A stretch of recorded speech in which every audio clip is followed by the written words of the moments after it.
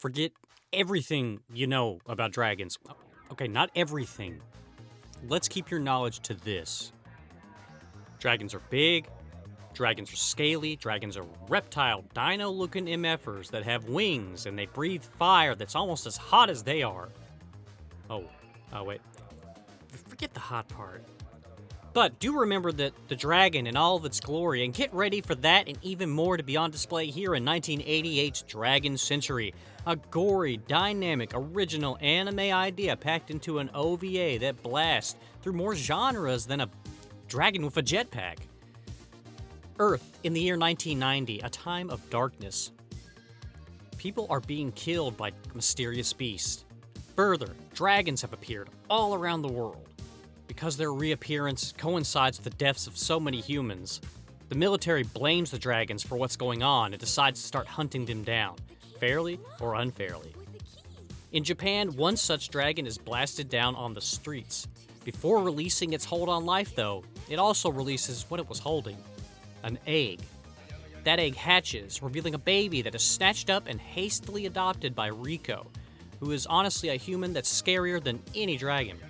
She's a schoolgirl that hates cities, windows, and people who happen to be walking on streets beneath those windows as she's throwing a chair through them. But that's okay, because Riko generally hates all of humanity. She's consistent. Riko plans to use the dragon, which she names Carmine, to destroy humanity. And can you blame her? Think of how high up she can drop chairs while riding a dragon.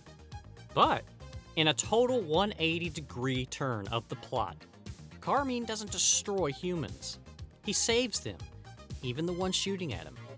It turns out that he's awakened on Earth to fight whatever it is that's actually really killing humans, the demons of darkness. Now Riko, recanting her hatred of humans after seeing horrors and future portents, finds new purpose in working with Carmine to strike back at the demons. Will they succeed? And if they do, what world will they then wake up in? This is only part one of the OVA, which we're going to pretend is one movie and not two episodes. Just accept it's a vignette movie, like Creepshow. If you don't like it, I'll drop a chair on you. Anyway, the story with the dragons resumes hundreds of years into the future, where cities have decayed into Mortal Kombat-like arenas where rejects from Fist of the North Star battle dragons like Pokemon death matches. Yet again, a dynamic duo of a young girl and a red dragon appear, defeating combatants left and right, searching for a certain freakish dragon of dark power that killed people that were important to the girl in the past. Will they locate their target? Or will they find something even more wicked? The truth. Ryoseki, or Dragon Century, is a truly original video animation from Japan from during the late 1980s OVA boom. It features great animation, a likable character in the dragon Carmine, an absolutely breakneck pace, and a bevy of classic anime tropes that are surprisingly not stale here. Many anime titles from this period resorted to some really salacious elements that I've talked about before, like blatant nudity and sex, to appeal to viewers. But Dragon Century walks a fine line and relies more on its story and constant genre flex to entertain, versus just using ultraviolence, although there is violence in there.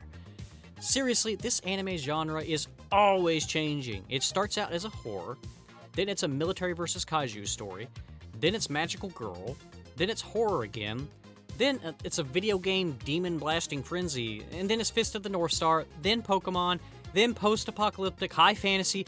The anime has legs and wings.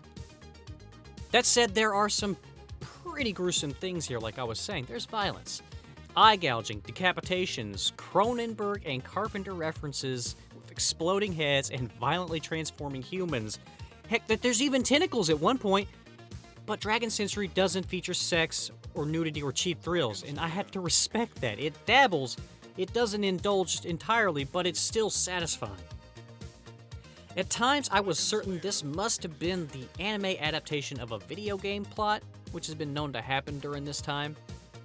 One moment when Riko is mounted on Carmine, not like that, and blasting demons, it just screams video game shooter. But my research shows it's not related to any book, movie, game, or demented fever dream, although we're a little dubious on the last one.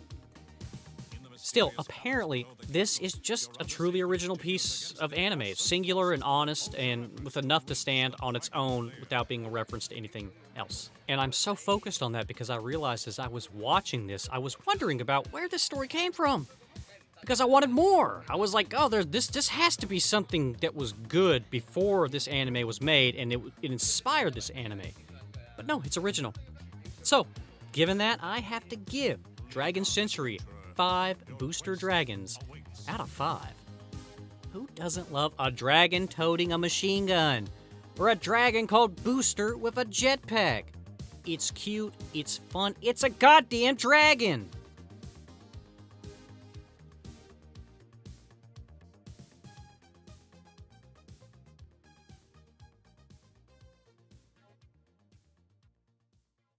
All of these things are designed to frighten a monkey.